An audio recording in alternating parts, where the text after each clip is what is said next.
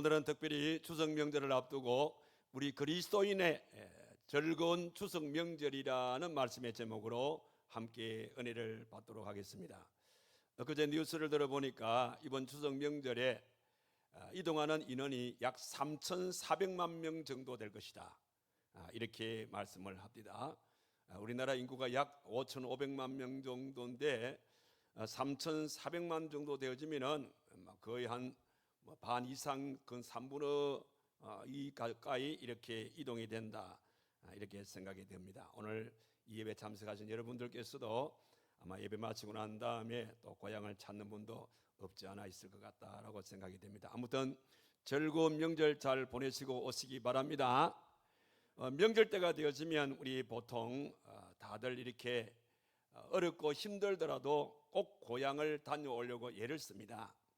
왜 그런가 하면 여러 가지 이유가 있겠습니다만 그 중에 가장 큰 이유는 부모님이 살아계신다면 그래도 살아계신 부모님을 이럴 때 한번 찾아뵙고 인사를 드리기 위해서 아무리 힘들더라도 명절 때가 되어지면 고향을 찾으려고 애를 쓰는 그런 분들도 계시고, 또 어떤 분들은 이런 명절을 통해서 또 어릴 때부터 함께 자랐던 우리 중마고구 친구들을 만날 수 있다는 그런 기대감 때문에 고향을 찾기도 하고, 또 일가 친척들을 만나서 또 즐겁게 시간들을 보내기 위해서 이렇게 고향을 찾는 분도 없지 않아 있습니다. 아무튼 말씀드린 대로 금년에 고향을 찾는 분들이 약 3,400만 정도, 많은 분들이 이렇게 고향을 찾게 되어지는데, 이제 내일은 우리가 이제 기다리는 즐거운 우리 추석 명절을 맞게 되는데, 우리가 이 추석 명절을 맞이하게 될 때에 적어도 우리가 이 추석 명절의 유래가 어떠한가,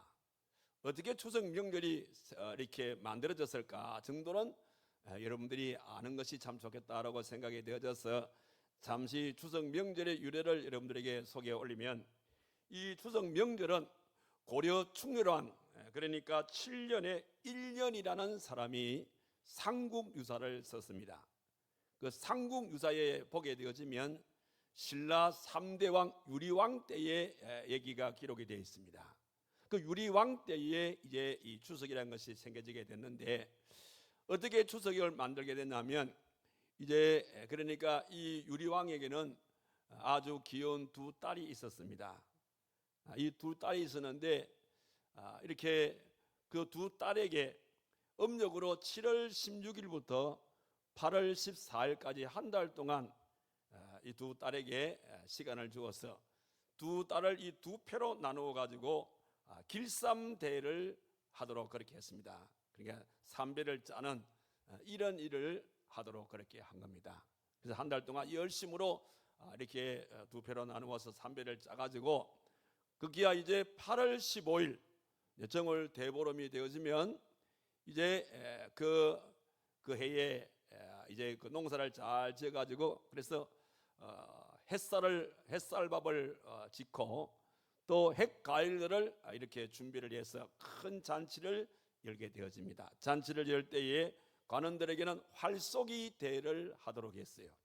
활쏘기 대회를 하게 했고, 그 활쏘기 대회를 통해서 이제 덩이를 매겨 가지고 덩이에 든 사람에게는 두 딸이 짠 그 삼배, 이 길쌈을 이제 상으로 이렇게 준 것이 우리나라의 추석의 유래라, 그렇게 볼 수가 있습니다. 이 추석이란 것은 우리나라만 있는 게 아닙니다. 이웃나라 중국에도 추석이 있습니다. 중국은 추석을 중추절이라 그러지요.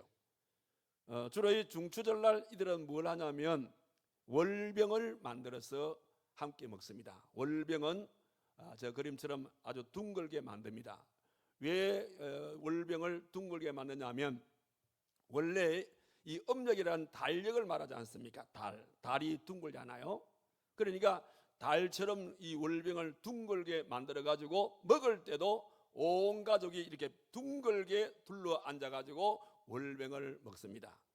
그리고 그 월병을 가지고 이제 자기들이 달을 생각하면서 이제 절을 하게 되어지는, 이것이 중국의 중추절을 즐기는 그런 이제 일들이고, 또 이웃나라 일본은 추석을 뭐라 하냐면 그들은 오봉이라 그래요. 오봉. 우리 경상도 사투리 쟁반을 뭐라 그래요? 오봉이라 그러죠. 그러니까 이 오봉이라는 것은 역시 마찬가지로 둥글 잤습니다. 오봉이 이렇게 둥글잖아요, 그죠? 그래서 둥글 이 오봉. 그래서 이 추석 때가 되어지면 이 사람들은 주로 추석을 음력 7월 16일부터 그리고 아니 7월 16일이 아니고 7월 15일부터 4일 동안 오봉을 지키게 되어지는데, 오봉 때가 되어지면 이 사람들은 조상의 묘에 절을 하게 되어지고, 특별히 부모님이 살아계시는 분들에게는요, 부모님이 살아계시는 분들에게 생선을 선물로 하는 이런 이제 그들의 이제 이 오봉 때 하는 그 일이 일본 사람들이 지키는 오봉 추석을 말하는 겁니다. 프랑스 같은 나라는 이 추석을 일컬어서 투생이라 그래요. 투생이라 그렇게 하게 되어지고, 투생을 맞게 되어지면 이 사람들은 자기들의 그 조상의 묘에다가 꽃을 바치게 되어지는 이런 이제 절기로 지키는 것이 그들의 명절이 되겠습니다. 자, 그러면 성경에 이 추석은 없는가? 우리 성경에는 추석이라는 말은 없습니다. 그러나 추석 명절과 비슷한 내용이 기록되어 있습니다. 이를테면 레위기 23장에 나오는 말씀과 또 신명기 26장의 말씀 보게 되어지면 거기 77절이라는 것이 나와요. 77절. 여러분, 77절이 뭡니까? 77절이라는 것은 뭐냐면 유월절을 지키고 난 다음에 7주 후, 77, 49, 49일 이후를 우리 77절이라 이렇게 말하지요. 그 77절이 되어지면 이들이 이제 젖과 꿀에는 가나안 땅에 들어가서 첫 농사를 지어가지고 그 첫 곡식을 하나님께 감사하며 드리는 그런 절기를 77절이라 이렇게 말합니다. 그러니까 굳이 우리가 이 추석 명절을 우리가 성경의 내용을 가지고 우리가 얘기한다면 이 77절을 들어서 얘기할 수가 있습니다. 아무튼 이렇게 우리가 추석 명절을 여러 가지 유래로 이렇게 볼 수가 있는데, 이제 드디어 그 추석 날이 내일 앞으로 다가오게 된 것입니다. 자, 그러면 우리 사랑하는 성도들이 이 추석 명절을 맞게 되어질 때에 이 추석 명절을 우리가 어떻게 즐겁게 보낼 수가 있을까? 특별히 우리 믿음의 성도들이 이 추석 명절을 보낼 때에 어떻게 보내는 것이 가장 즐겁게 보낼 수 있을까? 오늘 추석 명절을 즐겁게 보낼 수 있는 그 방법을 오늘 성경 본문의 말씀을 통해서 몇 가지로 우리에게 소개해주고 있습니다. 그래서 우리 예수 믿는 사람들은 오늘 하나님께서 우리에게 말씀하시는 이 말씀의 원리대로 우리가 추석 명절을 잘 즐겁게 보내고 돌아올 수 있는 여러분들이 되시기를 바랍니다. 자, 그러면 추석 명절을 우리가 즐겁게 보내기 위해서 우리가 어떻게 해야 될 것인가? 오늘 읽은 말씀 10절의 말씀의 첫 번째 방법이 기록되고 있습니다. 여기 보니까 여호와여, 이제 내가 주께서 내게 주신 토지 소산의 만물을 가져왔나이다 하고 너는 그것을 내 하나님 여호와 앞에 두고 내 하나님 여호와 앞에 경배할 것이며, 이렇게 경배할 것이며 라고 그렇게 기록이 되어 있습니다. 그런가 하면은 신명기 16장 16절과 17절의 말씀에도 보면, 자, 이 말씀에 대해서 이렇게 이어지는 말씀인데 그 말씀에 보니까 이런 말이 있습니다. 남자들은 1년에 3번 모여 하나님께 감사하라. 여기에 3번이라는 것은 뭘 말합니까? 무교절과 77절과 그리고 초막절을 말하는 것이죠. 이 3대 절기를 맞게 될 때에 우리 남자들은 하나님께 감사하라. 그리고 17절에 보니까 너희 남자들은 모일 때에 빈손으로 오지 말고 복을 받은 대로 하나님께 드리라. 이렇게 말했어요. 그러니까 이런 귀한 날을 맞게 될 때에 이제 남자들은 하나님께 빈손으로 나오지 말고 하나님께 감사의 예물을 준비해서 가지고 나왔어. 그리고 하나님 앞에 경배하라. 즉 하나님 앞에 감사 예배를 드리라. 그렇게 말했습니다. 그래서 사도 바울도 데살로니가전서 5장 18절에서 뭐라 그럽니까? 범사에 감사하라.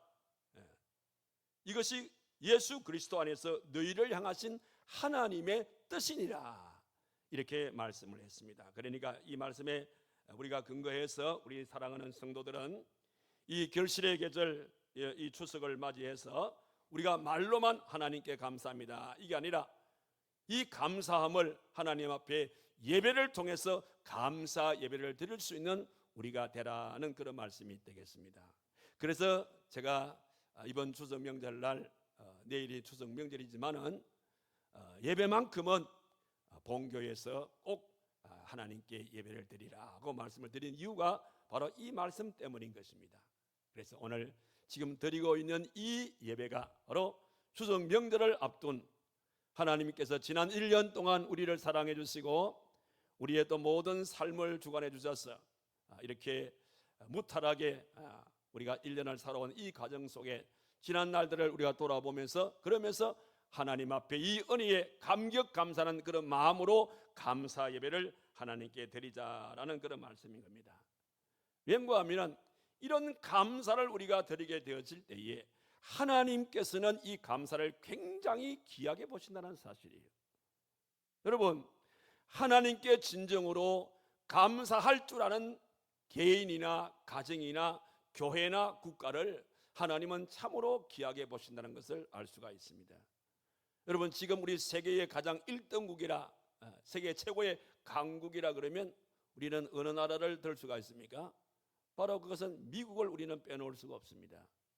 여러분, 미국이란 이 나라는요, 역사가 그렇게 오래되지 않았습니다. 그럼에도 불구하고 세계의 최강국이 될 수 있었던 것은 그들의 조상들이 이 메이플라워를 타고 이 아메리카 대륙을 발견했을 때에 많은 어려움과 고충 가운데서 어렵게 농사를 지어서 가장 먼저 한 것이 뭡니까? 그 곡식을 하나님께 감사해 하면서 이렇게 하나님께 감사의 예배를 드린 것이죠. 그 예배를 하나님이 기뻐 받으셨고 오늘날 하나님의 이 미국이라는 나라를 세계 최강국으로 이렇게 세워주었다라는 것을 그렇게 우리는 이해할 수가 있는 것입니다. 이런 나라뿐만 아닙니다. 우리의 개인으로 말씀드리는 우리의 이 가정도 마찬가지입니다. 감사할 줄 아는 개인, 감사할 줄 아는 가정, 감사할 줄 아는 이런 교회 역시 마찬가지로 하나님께서는 그 감사를 받으시면서 굉장히 귀하게 보신다는 거예요. 이런 맥락에서 볼 때 감사란 것은 뭐냐? 감사란 것은요, 벽을 향하여서 공을 던지는 것과 같다, 이렇게 말씀드릴 수가 있어요. 여러분, 벽을 향하여서 공을 던지게 되어지면 그 공이 어떻게 될까요? 다시 튕겨져서 네개로 다시 날아오겠죠. 이게 바로 감사입니다. 오늘 저와 여러분들이 우리가 추석을 맞이해서 이렇게 하나님 앞에 감사의 예배를 드리게 되어질 때에 그 감사가 하나님께서 단순히 감사를 받으심으로 끝나지 아니하고 그 감사를 통해서 하나님께서는 더 많은 감사의 거리를 우리에게 주시게 되어진다라는 말씀인 겁니다. 그래서 우리가 추석 명절을 이렇게 앞두고 하나님 앞에 감사의 예배를 드리게 될 때에 하나님께서는 다시 우리들에게 어떤 감사를 주시는가? 여러 가지로 생각할 수가 있는데 그 중에 또 하나가 뭐냐면 우리가 감사하게 되어지면요, 불평이 사라지게 됩니다. 여러분, 감사하는 사람에게는 불평함이 없어요. 왜냐하면 여러분들이 감사를 하게 되어지면 감사가 우리 마음속에 있는 불평을 밀어내는 겁니다. 여러분이 감사를 하게 되어지면 비교 의식을 밀어내는 것이고, 감사하게 되어지면 이 감사가 우리 마음의 욕심을 밀어낸다는 사실입니다. 그뿐 아닙니다. 우리가 감사하게 되어지면 우리 마음이 유쾌한 마음이 되는 거예요. 감사하는 마음을 갖게 되어지면 하나님의 은혜가 우리 마음에 넘치는 것이고, 감사하게 되어지면 우리가 사랑하는 마음이 생겨지는 것이고, 감사하게 되어지면 여러분들 우리의 그 몸도 건강해질 수가 있는 겁니다. 감사한 사람은요, 얼굴도 예뻐지는 거예요. 감사한 사람은 생활 속에 항상 기쁨이 넘치도록 이렇게 하나님이 축복해 주신다는 사실입니다. 신앙적으로도 마찬가지입니다. 우리가 하나님 앞에 감사의 삶을 살게 되어지면 하나님은 우리에게 권능의 복을 주시는 것이고, 감사하는 성도에게는 사탄 마귀가 물러가는 겁니다. 우리가 감사하게 되어지면 우리의 영과 육이 건강해질 수가 있다는 사실, 이런 놀라운 축복들이 감사하는 자에게 다시금 하나님께서 우리에게 되돌려 주신다는 그런 사실인 겁니다. 그런 연고로 오늘 우리가 추석 명절을 이제 맞이하게 되었을 때에 이런 맥락에서 우리가 지난 1년 동안의 우리의 삶을 돌아보고 베푸신 하나님의 은혜를 우리가 헤아려 생각하시면서 말로만 감사하는 것이 아니라 감사 예배를 이런 차원에 드려서 이런 아름다운 축복을 누릴 수 있는, 그래서 즐거운 추석을 보낼 수 있는 여러분의 아름다운 삶이 되기를 주님의 이름으로 축원합니다. 그리고 또 하나가 되어 있습니다. 이렇게 해서 감사를 통하여서 우리가 추석 명절을 즐겁게 보낼 수 있는 방법이 있는가 하면, 오늘 성경은 또 하나의 추석 명절을 즐겁게 보낼 수 있는 방법을 또 말씀해 주고 있습니다. 그 방법이 11절에 기록이 되어 있죠. 자, 여기 보니까 이런 말씀이 있습니다. 내 하나님 여호와께서 너와 네 집에 주신 모든 복으로 말미암아 너는 레인과 너희 가운데에 거류하는 객과 함께 즐거워할지니라. 그렇게 말했어요. 그러니까 이 추석 명절을 맞게 되어질 때에 하나님께서 우리들에게 많은 축복을 우리에게 허락해 주셨다 이 말이죠. 그러니 이 받은 축복을 나만 누리지 말라 이 말입니다. 이 받은 축복을 레인과 또 거류민들과 이렇게 말했죠. 레인은 어떤 분들입니까? 레이 사람들은 농사를 짓는 사람이 아니잖아요. 레이인들은 오늘날 말하면 우리 목회자들, 주를 위해서 하나님 성길에서 수종드는 이런 분들이라 이 말이에요. 이런 분들을 명절을 맞게 되어질 때에 꼭 돌아보라 이 얘기인 거예요. 그리고 여기 보니까 거류하는 객과, 요즘으로 우리가 한다면 이제 그 외국인 이 근로자들, 외국인들, 노동자들 있지 않습니까? 소외되어 있는 이런 사람들과, 그러니까 이 즐거운 명절을 맞게 되어지면 그들을 돌아보라 이 말입니다. 그들과 함께 우리가 이 명절을 보낼 때에 이 명절이 즐거운 명절이 된다는 사실입니다. 말씀을 준비하면서 제가 한 책을 읽었는데 이런 얘기가 있더라고요. 한 사람의 간증물인데 2009년도에 어느 신문에 실려있던 기사를 이제 봤어요. 거기 보니까 서울의 그 노원 경찰서에서 파출소에서 근무하는 박종규라는 경사의 얘기가 거기 기록되어 있더라고요. 이분이 그 소제목이 뭐냐면, 소제목이 내 어머니 15분이라는 그런 이제 소제목이었어요. 어머니가 자기는 15분이라는 거예요. 그 내용이 이런 내용입니다. 자기를 낳아주신 어머니가 81세 어머니가 계시고 나머지 14분의 어머니는 독거 노인들입니다. 그러니까 이 박종규라는 이 경사는 자기를 낳아주신 어머니 외에도 14분의 어머니를 더 모셨던 그런 사람이라 이 말입니다. 이분이 왜 이 일을 하게 되었냐면 이런 그 동기가 있습니다. 어느 날 자기가 근무하는 이 그 파출소에 96세 되는 한 할머니가 찾아왔어요. 근데 할머니가 정신없는 얘기를 합니다. 자기 집은 몰라요. 자기 가족을 모르는 겁니다. 보니까 치매 할머니였어요. 그래서 어렵게 해서 이 할머니의 집을 찾아드리고 난 다음에 우리 관내에, 내 관내에 이와 같은 할머니들이 또 있을 것이다. 이 박종규 경사는 그렇게 생각을 합니다. 그러면서 자기 관내에 독거 노인으로서 이렇게 홀로 살고 있는 분을 쭉 조사해 보니까 14분이 나왔어요. 그때부터 이 14분의 독거 노인을 내 어머니 모시듯이 모셔야겠다 해서 자기 어머니 이상으로 이 14분을 늘 돌아봅니다. 매일같이 방문해서 이제 그 차를 끓여드리기도 하고, 때로는 빨래를 해드리기도 하고, 때로는 또 목욕을 시켜드리기도 하고, 뭐 여러 가지 방법들로서 때로는 이발을 해드리기도 하고, 때로는 사진을 찍어주기도 하고. 이분이 자기가 이 기사가 나오기까지 이분이 사진 찍는 걸 배워가지고 이분이 사랑의 장수 사진 이렇게 해가지고 영정 사진을 900여 명에게 찍었어요. 그래서 이분이 그 기사에 나온 것 같아요. 여러분 그렇습니다. 오늘날 우리가 추석 명절을 맞이할 때에 우리의 가정만 돌아보는 것보다도 우리 이웃들을 한번 여러분들 한번 생각해 보세요.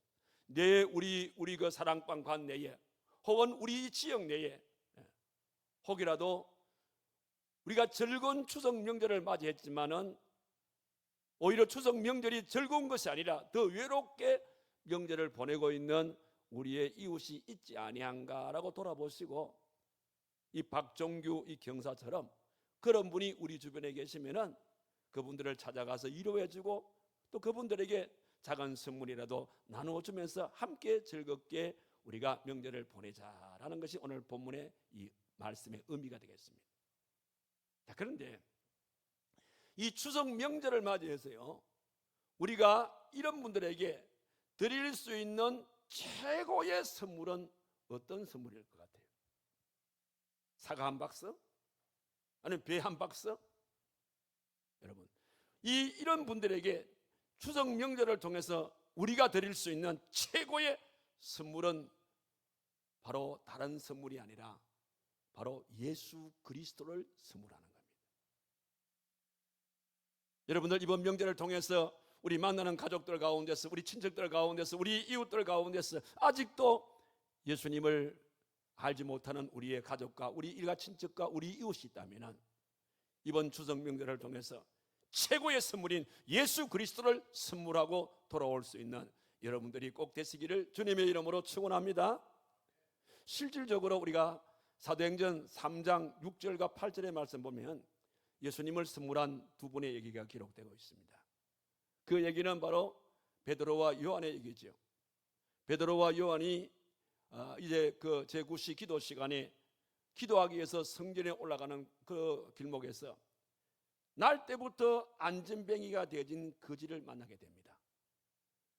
이 거지는 자기가 평소 하는 대로 사람이 지나가니까 한 푼 달라고 손을 내밀 때에 베드로와 요한이 뭐라 그럽니까? 그의 손을 잡고 일으키면서 내게는 음과 금은 없지만은 내게 있는 것으로 네게 주노니 나사렛 예수 이름으로 일어나 걸어라, 이렇게 말할 때에 그의 발목이 힘이 들어가게 되어지고, 그래서 걷기야 그는 걷기도 하고 뛰기도 하고 하나님을 찬미하게 되어지는 이런 놀라운 역사가 일어났던 것을 우리는 잘 알 수가 있습니다. 이것이 바로 추석 명절을 즐겁게 보낼 수 있는 또 하나의 방법이 되겠습니다. 어느 심리학자가 그런 말씀을 했습니다. 사람은 우리가 엄밀하게 따지면 심리학적으로 3단계로 나눌 수가 있다는 겁니다. 첫 번째 단계는 1단계는 뭐냐면 받는 단계고, 2단계는 이제 소유의 단계가 있고, 3단계는 주는 단계가 있다는 겁니다. 이건 자연 만물도 마찬가지입니다. 자연 만물도 1단계는 심는 단계고, 2단계는 자라는 단계고, 3단계는 주는 단계라는 것입니다. 우리 신앙도 마찬가지입니다. 우리 신앙생활도 1단계는 믿음의 단계인 것이고, 2단계는 우리가 은혜의 단계로 볼 수가 있고, 3단계는 역시 마찬가지로 주는 단계로 볼 수 있습니다. 모든 자연 만물이 심고 그리고 소유하게 되어지고 그 가진 것을 나누게 되어지는 이런 사람이나 자연이나 믿음 생활이나 마지막 3단계는 결과적으로 주는 단계로 이어진다는 것을 볼 수가 있습니다. 그래서 하나님 말씀 사도행전 2장 20장 35절 이하의 말씀 보면 그런 말이 있지 않습니까? 주는 것이 받는 것보다 복이 있다, 이렇게 말씀했고, 우리 예수님께서도 누가복음 6장 38절의 말씀 보니까 주라, 그리하면 너희에게 줄 것이니 곧 후히되어 누르고 흔들어 넘치도록 너희에게 안겨줄 것이다, 그렇게 말씀해 주고 있습니다. 자, 그렇다면 오늘 여러분의 신앙의 현주소는 어느 단계라고 생각하십니까? 1단계인 여러분들 1단계에 머물러 있습니까? 아니면 2단계에 머물러 있습니까? 만약에 여러분들 나의 삶이, 나의 신앙생활이 1단계에 머물러 있는 성도는 오늘 이 말씀을 잘 기억하십시오. 역시 2단계도 마찬가지입니다. 추석 명절을 즐겁게 보내기 위해서는 3단계가 되어지는 주는 단계에 들어갈 때에 즐거움이 따르는 것이라 이 말입니다. 그래서 추석 명절을 참으로 즐겁게 보내기 위해서 우리 주변에 혹 소외되어 있는 또 우리의 이웃들이 없는가 돌아보시고 그분에게 이번 추석 명절에 최고의 선물인 예수 그리스도를 꼭 선물하셔서 그래서 그와 더불어 함께 즐겁게 추석 명절을 보내고 오실 수 있는 여러분들의 아름다운 삶이 되기를 주님의 이름으로 축원합니다. 마지막 또 한 가지는 무엇인가 하면 여러분 추석 명절을 즐겁게 보내기 위해서는 이 추석 명절은 바로 결산의 추석이 되어야 된다는 사실입니다. 왜 결산의 추석이 되어야 되냐면 여러분 모든 자연 식물들은 아름답게 익어갑니다. 익어가게 되어지면 열매를 맺게 되는 것이고 열매를 맺게 되어질 때에 그 열매가 결과적으로 추수가 되어진다는 사실이죠. 이런 신앙생활도 마찬가지인 것입니다. 그래서 시편 65편 13절의 말씀 보니까 초장은 양떼로 옷 입고 골짜기는 곡식으로 덮였음에 그들이 다 즐거이 외치고 또 노래하나이다 라는 말씀이 나옵니다. 자, 이 말씀을 통해서 볼 때에 우리가 한 가지 꼭 기억할 수 있는 것은 무엇인가 하면 모든 생명체는 반드시 결실을 하게 된다는 거예요. 모든 생명체는 반드시 열매를 맺게 된다는 사실이라 이 말입니다. 자, 여러분들에게 아름다운 그 가수원의 그림을 하나 보여드리겠습니다. 한번 띄워주세요. 자, 보십시오. 자, 보십시오. 너무너무 아름답지요. 가수원에 가면은 저렇게 사과가 지금쯤 이렇게 탐스럽게 잘 익어 열매를 맺고 있습니다.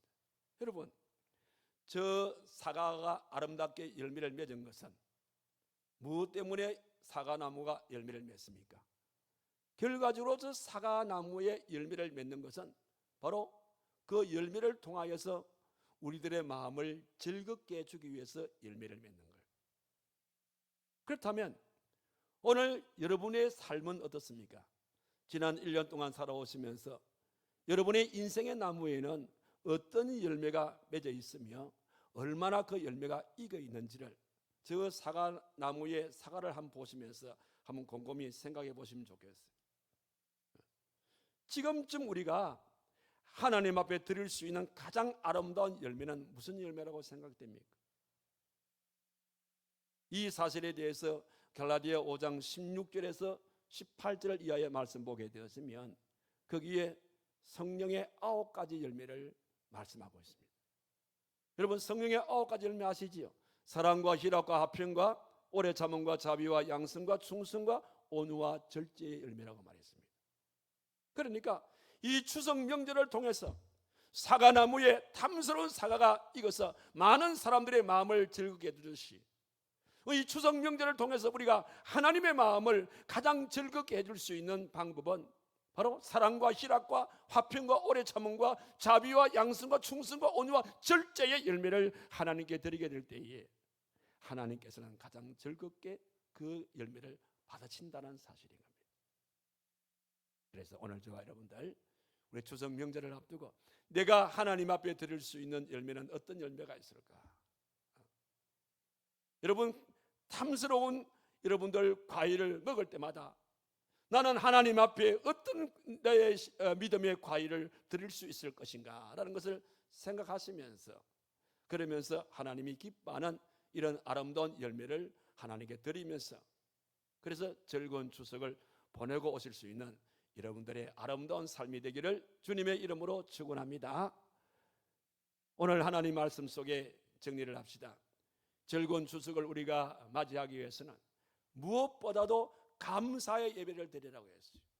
그리고 나가서 우리가 이 즐거움을 나만 누리는 즐거움이 아니라 우리의 이웃들을 돌아보면서 소외되어 있는 우리의 이웃들과 더불어 함께 이 즐거움을 나누는데 가장 그들이 줄 수 있는 가장 큰 선물은 예수 그리스도를 선물하는 것이라고 말씀을 드렸어요. 그리고 나가서 이 추석 명절은 하나님 마음을 기쁘게 드릴 수 있는 그런 귀한 절기인데 하나님의 마음을 가장 기쁘게 드릴 수 있는 아름다운 우리가 할 수 있는 일은 바로 나의 삶 속에 맺어 있는 성령의 9가지 열매를 하나님께 드리게 되어질 때에 하나님이 가장 기뻐하신다고 말씀을 했습니다. 그래서 우리 모두가 이 3가지의 깊은 말씀을 우리 마음판에 새기면서 그래서 이 아름다운 일들을 생활 속에 실천해서 이번 추석 명절은 정말 잊을 수 없는 가장 보람되고 가장 즐거운 추석 명절을 보내시고 오시는 여러분들이 꼭 되기를 주님의 이름으로 축원합니다. 기도하겠습니다. 고마우신 살아계신 하나님 아버지, 이 나라 고유 명절인 추석을 앞두고 어떻게 하면 우리 믿음의 성도들이 추석을 즐겁게 보낼 수 있는지 말씀을 조명하여 깨닫게 해주심을 진심으로 감사를 드립니다. 하나님께서 우리에게 추석을 허락하실 때에 감사의 예배를 통해서 또 소외되어 있는 우리의 이웃들에게 예수 그리스도를 선물함으로써 그리고 내 생활 속에 하나님께서 기대하시는 아름다운 열매를 드림으로써 이번 추석 명절을 어느 때보다도 즐거운 추석 명절로 보낼 것을 말씀으로 우리에게 말씀해 주셨습니다. 오늘 허락하신 말씀을 생활 속에 실천에 옮겨서 이와 같은 세 가지를 실천에 옮김으로써 이번 추석은 그 어느 때보다도 잊을 수 없는 즐거운 추석으로 보낼 수 있는 우리 모두의 삶이 되도록 하나님이 거기에 축복하여 주시옵소서. 예수님의 이름으로 기도하옵나이다. 아멘.